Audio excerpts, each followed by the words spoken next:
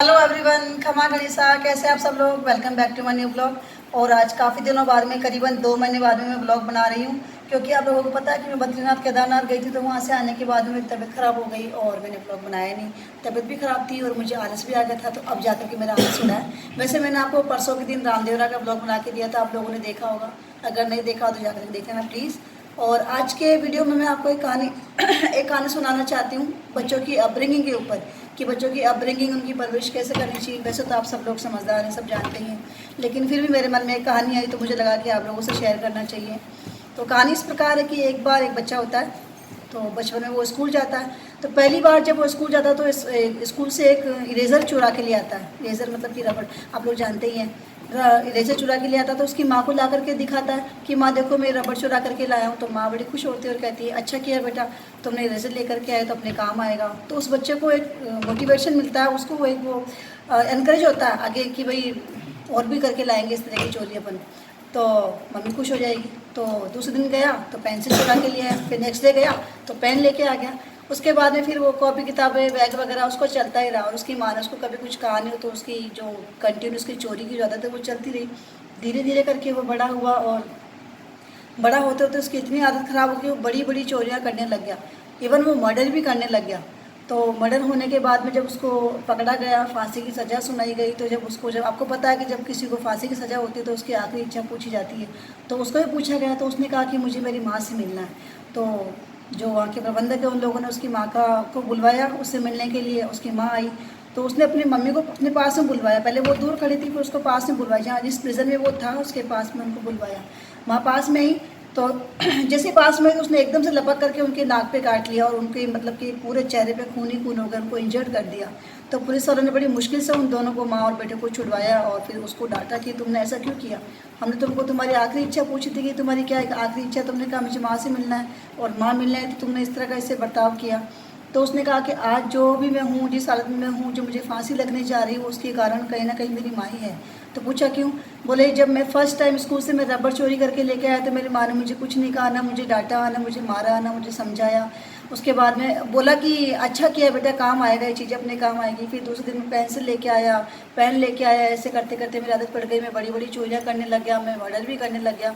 तो ये माँ, अगर मेरी मम्मी मुझे उसी टाइम डांट देती है, मुझे एक चाटा मार देती, तो आज मैं इस तरह की चोरियाँ नहीं करता और मैं आज इस हालत में नहीं होता, मेरा जीवन कुछ और ही होता। तो इस कहानी से ये शिक्षा मिलती है कि आप अपने बच्चों को बचपन से अच्छी शिक्षा दो। बच्चे गलती करते हैं, सबके करते हैं, हमने भी की होगी, आपने भी की होगी।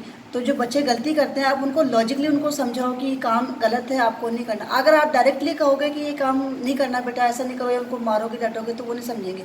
क्योंकि बच्चे ऐसे होते हैं कि जिस काम के लिए मना करते तो वही काम ज़्यादा करते हैं। इसलिए उनको लॉजिक बताओ कि ये चीज़ें क्यों नहीं करनी चाहिए।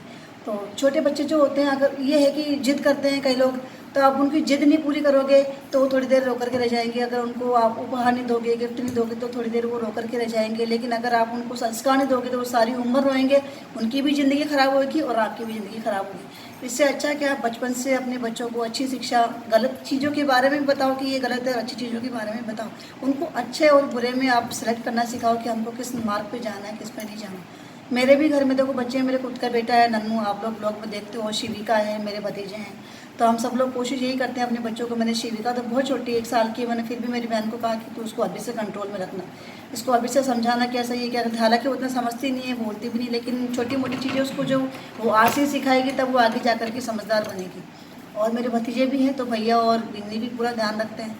और मेरा दिव्यांश है, मुझे देख रहा है, हंस रहा है। तो दिव्यांश को भी मैं पूरी कोशिश करती हूँ, मैं हमेशा उसको अच्छा बुरा सिखाती हूँ, क्योंकि आप लोगों को पता है कि आजकल का बच्चों का माहौल कैसा है स्कूल में। हाँ? मुझे छेड़ रहा है भी चीज़ में। स्कूल में ऐसा माहौल है, मैंने अपनी आंखों से देखा छोटे छोटे बच्चों को स्मोकिंग करते हुए, ड्रिंकिंग करते हुए, अब्यूज़ वर्ड्स बोलते हुए। तो ये बात गलत है, अपने बच्चों को समझाओ। और बच्चे कैसे सीखते हैं, आपके कहने से तो सीखेंगे ज़्यादा, वो आपको देख करके सीखेंगे। आप अपने बच्चों के सामने किस तरह का बर्ताव करते हो। कई पेरेंट्स होते हैं जो लड़ते झगड़ते हैं, गालियाँ देते हैं, जोर से चिल्ला के बोलते हैं, तो बच्चों का उस पर असर होता है। उनको कहने की ज़रूरत नहीं है, वो अपने आप देख करके सीख लेते हैं कि हाँ मम्मी पापा ऐसे करें तो अपन को भी ऐसा ही करना है। इसलिए सबसे पहले आप मोस्ट इम्पोर्टेंट है कि आप अपना जो बिहेवियर है उस पर ध्यान दो। आप बच्चों के सामने किस तरह से बर्ताव कर रहे हो, किस तरह की बातें कर रहे हो, उसका उन पर ज़्यादा असर होगा। जो आप करते हो, जो आप अपने बड़ों के साथ में बर्ताव करते हो, वही बच्चे सीखेंगे, वही वो आपके साथ में करेंगे। इसलिए सबसे पहले शुरुआत होती है आपसे कि आप भी अच्छा बर्ताव करें, अच्छे वर्ड्स बोलें, अच्छे से रहें। ऑब्वियसली आप रहते ही होंगे, पर फिर भी मेरे व्यूवर्स से तो मैं तो मेरे मन की बात आपको कहूँगी। तो अच्छे से बिहेव कीजिए, अच्छे से प्रेम से रहिए, ताकि बच्चे भी प्रेम सीखे, अच्छे से रहे, और उनको अच्छा और बुरा समझाओ, ताकि बच्चों को आगे जा कर के कोई दिक्कत ना हो। क्योंकि अपन तो आज है और कल नहीं। अगर बच्चे गलत मार्ग पे चले गए तो फिर उनकी लाइफ ख़राब ही हो जाएगी। और बचपन में थोड़ा सा उनको डांट फटकार के, जरूरत पड़े तो चाटा भी मार दो, तो वो कंट्रोल में आ जाएंगे। अच्छी शिक्षा लेंगे तो जीवन में अच्छे से रहेंगे। उस बच्चे की माँ ने बचपन में ही उस बच्चे को नहीं टोका, जिसकी वजह से उस माँ की भी लाइफ ख़राब हुई। बुढ़ापे में उसका बेटा फांसी के फंदे पे चढ़ा उसकी आंखों के सामने, उस बच्चे को भी जिंदगी खराब हुई, वो भी अपनी जान से गया। वैसे ही ऐसा दिन हमको नहीं देखना पड़े, इसलिए अपने बच्चों को शुरू से अच्छी शिक्षा दो, सब लोग जानते ही हो। और एक बात और कहूँगी, अपने बच्चों को स्पिरिचुअल बनाओ, है ना। भगवान की बातें, थोड़ी भगवान की भक्ति के मार्ग पर भी उनको डालो। चाहे आप हिंदू हो, चाहे मोमडन हो, चाहे क्रिश्चियन हो, अपने अपने धर्म की थोड़ी बहुत शिक्षा उनको रोज़ दो। अब मैं जैसे मेरा बेटा है नन्नू, उसको मैं माला करवाती हूँ। जो हमारे मंत्र हैं, गुरु मंत्र, उनकी माला करवाती हूँ। शिव जी पे जल चढ़ाता है, तुलसी माता की चढ़ाता है, सूरज भगवान की चढ़ाता है, मंदिर भी जाता है, बड़ों के पाँव छूता है वो डेली। मैंने उसको ये शुरू से सिखा रखा है कि सब बड़ों के घर में पाँव छूना है। और तो छोटी मोटी चीज़ें जो मुझे आती है, कोशिश करती हूँ आगे भी इसको ग्रंथ वगैरह पढ़ाने की मेरे पास में, लेकिन इसको टाइम नहीं मिलता है इतना। उसके लिए थोड़ा सा टाइम लगेगा, थोड़ा सा ये बड़ा भी हो जाए, थोड़ा अच्छे से संस्कृत वगैरह पढ़ना भी सीख ले, तो फिर मैं उसको ग्रंथ वगैरह पढ़ाऊँगी। अदरवाइज़ मैं मुझे जो आता है वर्बली मैं उसको समझाती हूँ, सिखाती हूँ। तो आपसे भी यही निवेदन है कि आप जिस भी धर्म के हैं तो अपने बच्चों को अपने धर्म की शिक्षा दीजिए, ताकि बच्चों में दया, ममता, करुणा, समता, सद्भाव, इस तरह के भाव भी बच्चों में जागे। क्योंकि जब वो भक्ति के मार्ग पे चलेंगे तो ऑब्वियसली उनमें दया भी होगी, उनमें अच्छे संस्कार ऑटोमेटिक ही होंगे। और थोड़ा बहुत अपन को पुश करना है। बाकी काफ़ी घरों में मैंने देखा है कि जो भगवान की जो चीज़ें हैं, भगवान की भक्ति की बातें को पीछे रखा जाता है। जैसे कि अगर आपको कहीं शादी वगैरह में जाना है तो आप लोग 10 काम छोड़ के या स्कूल की छुट्टी करवा के, ऑफिस की छुट्टी करके आप चले जाओगे। पर अगर कहीं कथा वगैरह हो रही है, कहीं सत्संग प्रवचन हो रहे हैं, तो आप लोग उसको सेकेंडरी रखोगे कि क्या है, आज चलते हैं, कल चलेंगे, कल नहीं चलते हैं, परसों चलेंगे।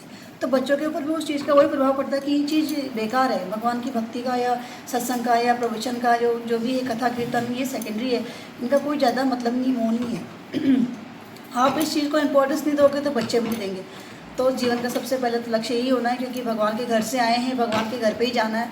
तो कुछ उनको पूजा पाठ, भक्ति भाव भी सिखाएं, धर्म पुण्य करना, परोपकार करना, दूसरों की मदद करना सिखाएं, और जीवन में किस तरह से बर्ताव करना है, बड़ों से किस तरह से रहना है, बाहर किस तरह से आपको बर्ताव करना है, वो आप बचपन से आप 2-3 साल के बच्चों को सिखाने लगोगे, जब भी वो समझेंगे। वरना अगर वो बड़े हो गए, आपने बचपन में ध्यान नहीं दिया, बच्चा है करके रह गए, तो फिर वो वैसे ही रह जाएंगे। अपन को लगता है कि छोटे बच्चे समझते हैं, लेकिन सबसे ज़्यादा छोटे बच्चे ही समझते हैं। उनकी कैचिंग पावर बहुत तेज़ होती है। वो जो भी देखते हैं फटाफट से सीख लेते हैं कि हाँ ये होगा, हमको भी ऐसे करना, हमको भी ऐसे बोलना। तो उसी टाइम में वो बोलते हैं। हमारी राजस्थान में एक कहावत भी है, मैं भूल गई, कच्ची हांडी ऐसे कुछ करके कहावत है, मुझे याद नहीं आ रही। तो बचपन में ही जो बच्चों को सिखा दिया जाता है वो पूरे लाइफ टाइम उनके साथ चलता है, चाहे वो अच्छी बात हो चाहे बुरी बात हो। जैसे इस कहानी में उस बच्चे को बचपन से उसकी माँ ने चोरी करना सिखा दिया, तो वो चोर बन गया और अंततः उसको मरना ही पड़ा। ऐसे ही है। जैसे कि ध्रुव जी है हमारे हिंदू धर्म में, प्रहलाद जी है जिन्होंने बचपन से ही अच्छे कर्म किए, भगवान की भक्ति की। तो देखो आप ध्रुव जी का कितना नाम है, प्रहलाद जी का आज हम इतिहास में पढ़ते हैं, उनको देख करके हम शिक्षा लेते हैं। राम जी जो बचपन से कैसे रहे, मर्यादा पुरुषोत्तम राम। आप अपने बच्चों को रामायण पढ़ाइए, भागवत पढ़ाइए, गीता जी पढ़ाइए, ताकि बच्चों को संस्कार हमारे ग्रंथों से भी आएँ और हम भी सिखाएं। और बाकी मैंने देखा न्यूक्लियर फैमिली कई जगह देखी मैंने। तो न्यूक्लियर फैमिली में ये है कि आप माता पिता और बच्चे होते हैं, पिताजी ड्यूटी चले जाते हैं, माता जी काम में जाती है, और बच्चों को कोई सिखाने वाला नहीं, समझाने वाला नहीं। तो निवेदन है कि आप जॉइंट फैमिली में रहिए, ताकि जॉइंट फैमिली में दादा दादी भी होते हैं, चाचा बुआ ताऊ सब होते हैं, तो बच्चे हर इंसान से कुछ ना कुछ सीखते हैं। तो सबसे पहले आजकल क्या है कि हमारे भारत में प्रचलन हो रहा है, ये नौकरी लग गई तो बाहर चले गए, चलो वो तो मजबूरी है। बाकी तो अदरवाइज़ घर में रह रहे हैं, नहीं बन रही है, उठा के अलग हो गए, मतलब कि वो गलत बात है। बच्चों पर बहुत बुरा इफेक्ट पड़ता है। आप जो चले गए फैमिली से दूर, तो बच्चों पर भी बहुत बुरा इफेक्ट पड़ता है। आप चले गए, कल को आपके बच्चे भी जाएंगे। इसलिए आप जॉइंट फैमिली में रहिए, अपने बच्चों को संस्कार दीजिए, दादा दादी बुआ चाचा ताऊ सबकी छत्र छाया में रखिए, सबके गुण सीखने दीजिए उस बच्चे को, सबके साथ में कोऑर्डिनेट करने दीजिए। कोई इंसान कैसा अपनी फैमिली में, कोई इंसान कैसा, तो वो बच्चा देखेगा कि किससे किस तरह का बर्ताव करना, अच्छे से अच्छा भी सीखेगा। अगर कोई गलत बर्ताव कर रहा है अपने परिवार में, तो वो उसको देख कर यही सीखेगा कि यह गलत कर रहा है तो मुझे ऐसा नहीं करना। तो जॉइंट फैमिली में रह करके भी काफ़ी बातें सीखते हैं बच्चे। तो बस मैं यही कहना चाह रही थी, बस बच्चों को ध्यान दीजिए, हर उनकी जिद पूरी मत कीजिए। हर जिद पूरी करते ही फिर वो ऐसे हो जाते हैं कि वो यहाँ चढ़ जाते हैं, बस अब जो चाहिए। इसलिए वो हर चीज़, जैसे मैं नन्नू को, मुझे कोई 10 बार कोई चीज़ बोलता था, मैं इसको एक बार सुनती हूँ, क्योंकि मुझे मालूम है हर बार कहने से दिला देंगे तो फिर ये सर पे चढ़ जाएगा, फिर इसकी आदत भी वैसी हो जाएगी कि मुझे चाहिए तो चाहिए। और कभी समय कैसा होता है, कभी कैसा होता है, कभी होता है कभी नहीं होता, तो ये बात गलत है।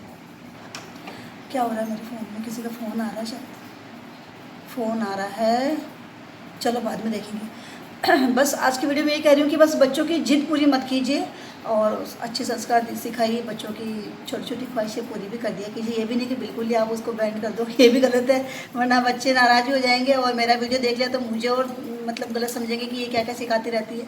तो कुछ कुछ उनकी इच्छाएँ पूरी भी कीजिए, लेकिन हर इच्छा पूरी मत किया कीजिए। थोड़ा सा उनको संघर्ष भी करने दो। कोई चीज़ भी दिलानी है तो आप पहले बोलो कि आप अच्छे से बिहेव करके दिखाओ, या आप ये कोई काम करके दिखाओ, या आप मार्क्स, इतने अच्छे मार्क्स ला के दिखाओ, तो वो आपको ये चीज़ देंगे।